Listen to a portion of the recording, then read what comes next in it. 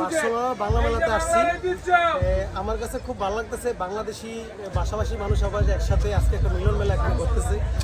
আপনি দেখেন আমি বাংলাদেশি ফুচকা নিয়েছি, এখানে মধুর ক্যান্টিন একটা রেস্টুরেন্ট, বার্সেলোনা খুব নাম করা। আমি এর আগেও এই রেস্টুরেন্টে খাবার খেয়েছি, আমার কাছে খুব ভালো লাগছে। ঝালমুড়ি, তারপর হচ্ছে আপনার ফুচকা, পিঠা, মিষ্টি, এই আইটেমগুলো আমরা এখানে রাখছি আর কি। সিঙ্গারা, ছোলা, পেঁয়াজু সব ধরনের খাবারই রয়েছে, মিষ্টি এবং আমাদের নিজস্ব তৈরি আমাদের মিষ্টি এবং সব পিঠা, আমাদের যে বাঙালির ঐতিহ্য পিঠা, সব ধরনের পিঠা আছে। আলুর চপ, ছানা, পেঁয়াজি, ডিম, এই তো ভ্যারাইটি। ফুচকা, জুস, চিকেন ফ্রাই, খিচুড়ি,